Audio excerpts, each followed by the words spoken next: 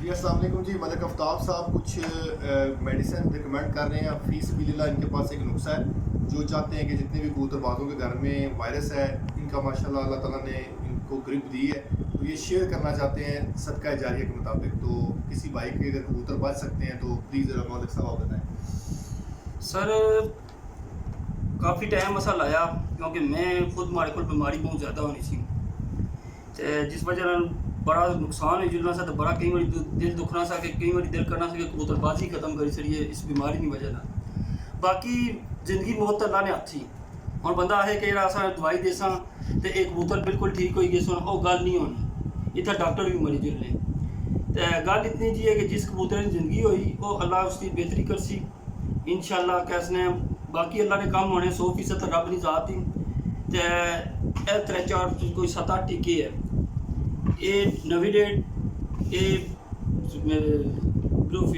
Paracetamol 2 और फ्लैजल 3, उस तो बाद जंटामाइसिन 4, जट्टीपाल 5, नैरोबियान 6, डेकाड्रोन 7 और मैथ्योकोबाल 8। ये 8 टीके है। ये जो टीके है कैसने 25 cc ए टीका, 25 cc ए और 25 cc ए, ये 75 cc तकरीबन बनी गया जी। उस तो बाद ये जो 2 टीके मैथ्योकोबाल ने इस पाने, 2 टीके डेकाड्रोन पाने, 2 टीके नैरोबियान, 2 टीके जंटामाइसिन। ये थोड़ा जिन्ना गलती की है 40 किन्नी है 40 वाला, ये 80 लाना से 80 ले सी जी डब्बी होनी सी 2 होने, तो वो 2 टीके वो पाने जी। ये इसी 3 टीके होने, छोटे टीके 3। तो उस तो बाद है जट्टीपाल, ये सारे टीके इसमें बाई।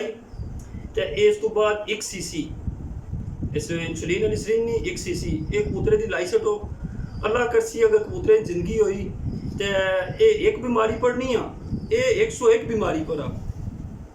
अगर कुछ ना कोई मादी कई बार होनी अंडे देनी तो वह टंगा पर रही जुलनी जी। ये टीका लाओ नाल उसी अभियान ना 1 कैप्सूल 200 वाला चाहिए। उस तो बाद कई बार होना कि कबूतर पर शाल करी जुलना, पर लटकाई जुलना जी। एक टीका लाओ नाल इंडोबिट या इंडोमेथासिन ना 1 कैप्सूल चाहिए। इंशाल्लाह कबूतर अपने पैरों पर खली गए सी। और जिस टाइम 5-7 रोज 5-6 रोज 7 रोज लाओ इंशाल्लाह उसका पता लग सी कि इसने रिजल्ट के यार बहुत अच्छा रिजल्ट आ।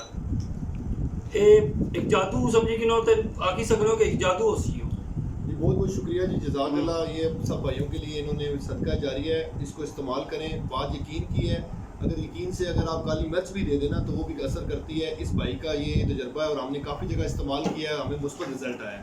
तो हमने ये कहा है कि जितने भी हमारे पूरे पाकिस्तान में पिजन लवर्स हैं, अगर वो इस्तेमाल करेंगे तो इंशाल्लाह वो हमारे लिए सिर्फ और आफ्ताब के लिए दुआ को रहे हैं। ठीक है, ऐसा कोई यूट्यूब चैनल कोई नहीं ना, कोई ऐसा ना कोई सब्सक्राइब करो तो ये करो वो करो। ऐसा या काम करने पे सदका जारिया हमारे करने पे बस दुआ करे जो कोई किसी बेहतर समझा है। बहुत शुक्रिया जी। इतनी जी गल नहीं।